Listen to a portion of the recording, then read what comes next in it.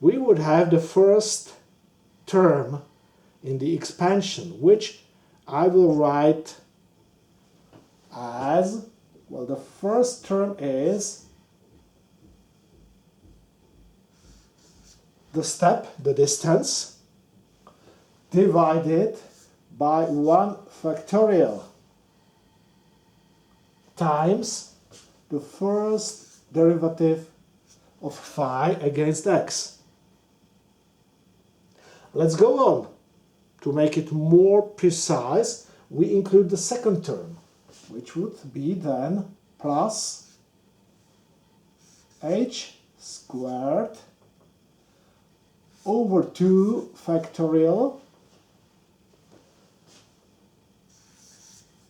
phi twice derived, plus we should include the third term. That would be h raised to the third power divided by 3 factorial, and there would be the third derivative of phi against x. Yes, and we would have a fourth term plus h raised to the fourth power divided by 4 factorial phi derived 4 times against x, and plus we would have some remainder. Now, let's say this is precise enough at the moment, and let's do the potential in the point 3. Now this I would make again in blue, but I would not write it this way, like h raised to the third time divided by 3 factorial. I would write 6 instead of 3 factorial and 24 instead of this. But it's essentially the same. Just we have to note that into point 3 we moved from point 0 against the x-axis, which means then that we have to get negative h. So if we raise it to first power, it would be minus h. If we raise it to second power, it would be plus h squared, and vice versa. So in that manner, we would get an equation that I would again write. So phi 3 is, again, phi 0 minus h, the first derivative phi, plus h squared divided by 2, phi twice derived, minus h raised to the third power divided by 6, plus h raised to the fourth power divided by 24,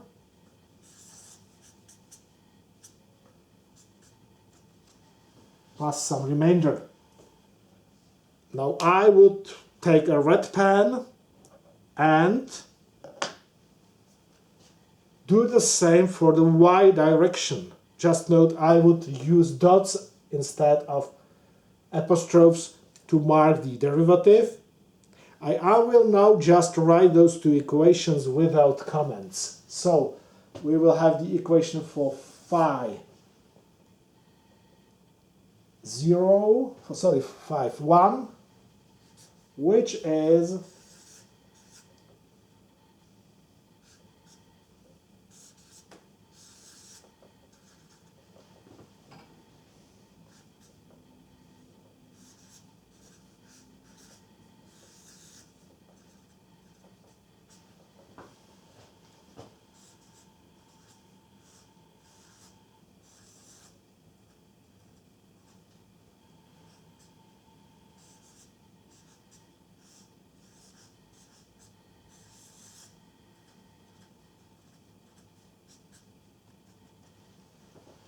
and again the equation for phi 2,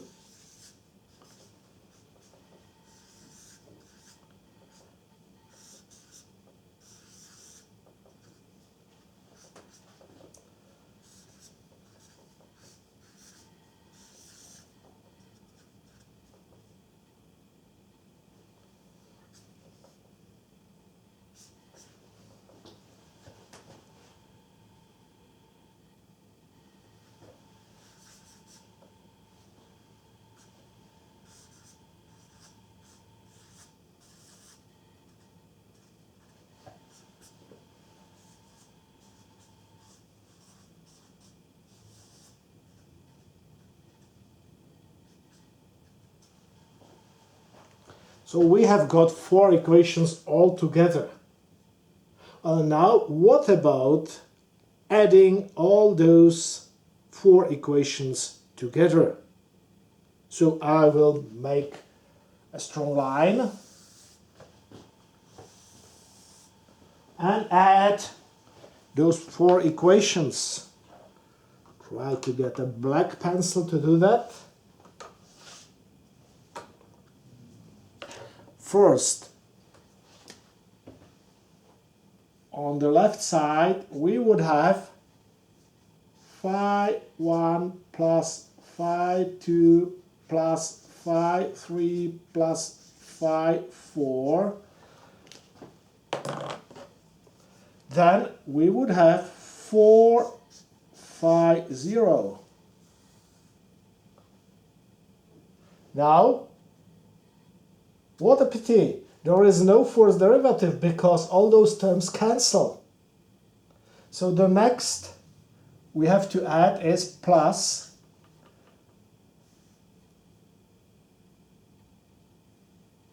h square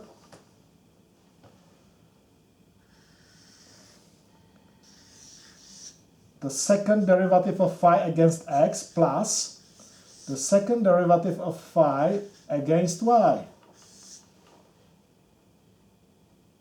Then we continue and note that the third derivative is against cancelled because those signs alter, so there is nothing, but we have here something like h raised to the 4th power divided by 12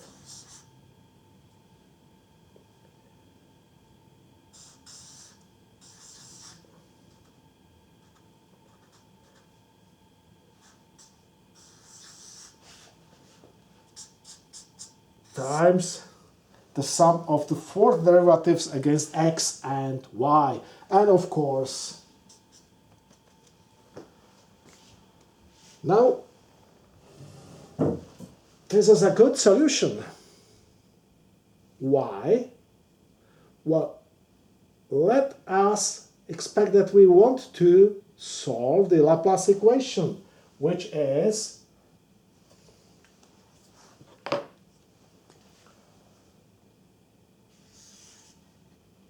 which I would write in this notation. Laplace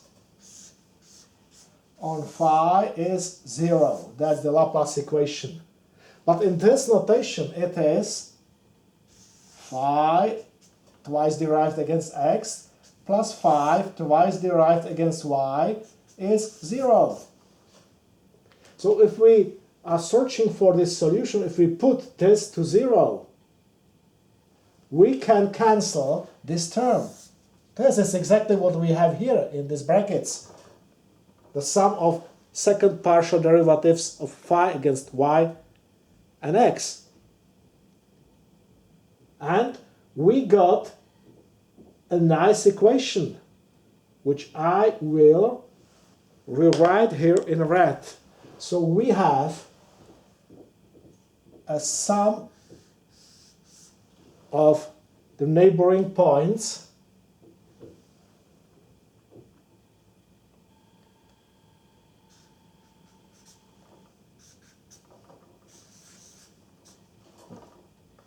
and that is on the left side, and this tells that this is equivalent to 4 phi 0, and the first derivative has cancelled, the second derivative cancelled due to the equation, the third derivative has cancelled, yes, and we have some small reminder, something like plus h raised to the 4th power divided by 12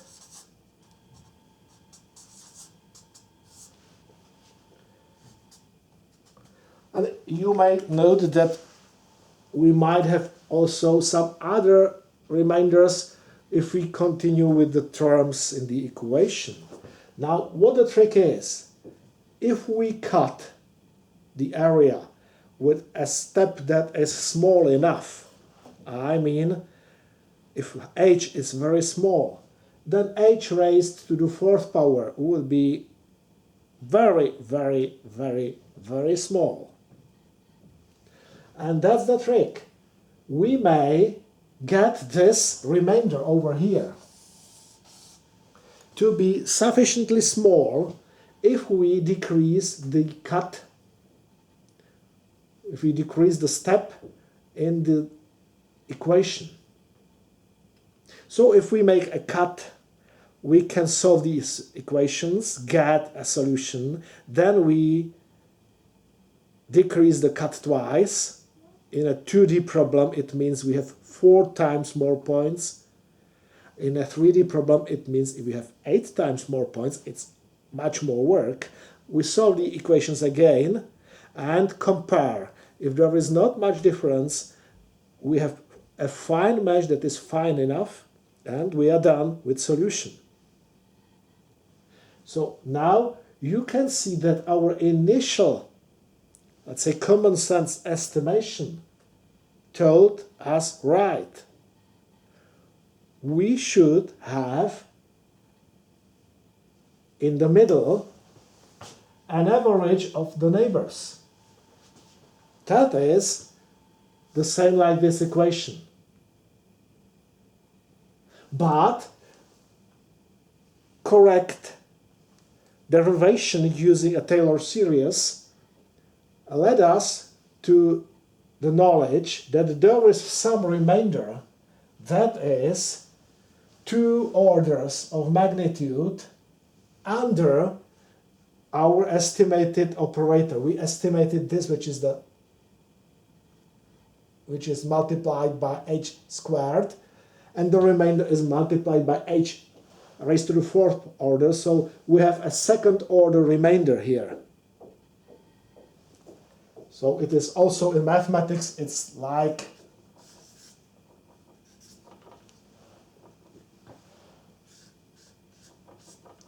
there is some remainder of the 2nd order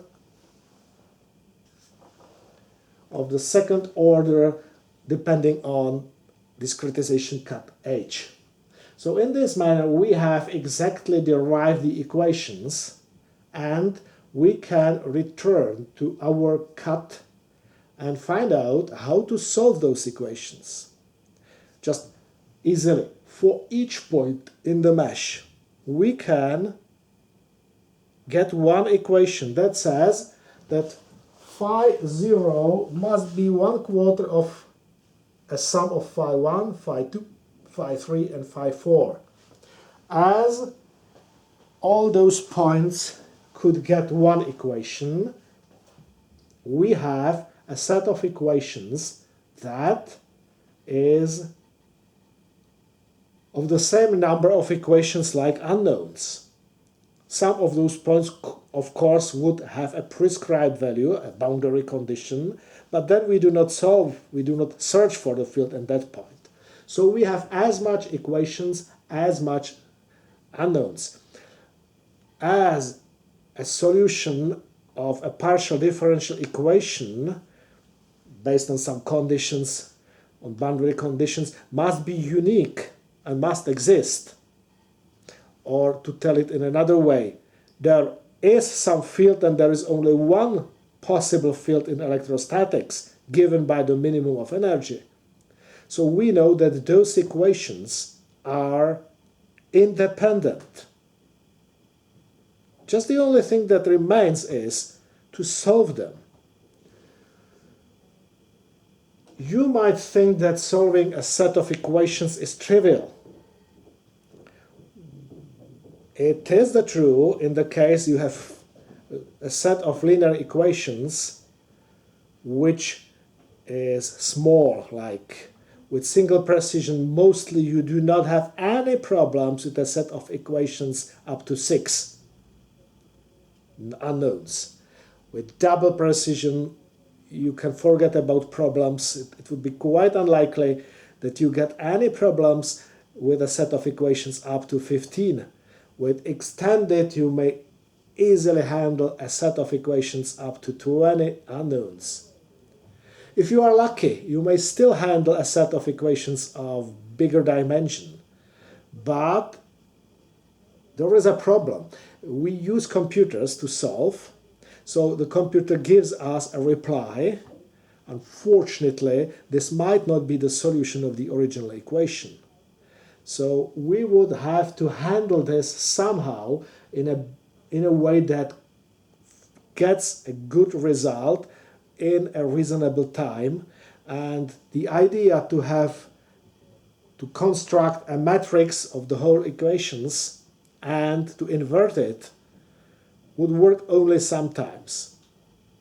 It's difficult to predict when, but shall you have a number of equations, don't be rather naive and believe that the solution of the inverted matrix is a real inversion of the original matrix. So we would have to find out another method. I will switch back one sheet of paper and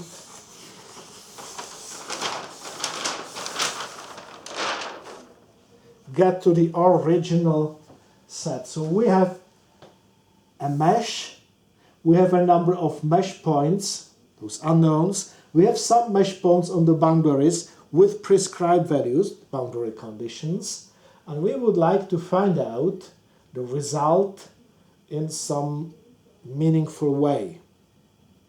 Now, this is a good time for a short break, so let's have a coffee break. I will continue in 5 minutes.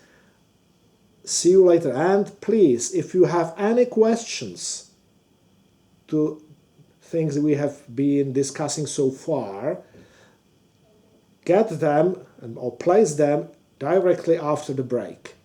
So see you in 5 minutes.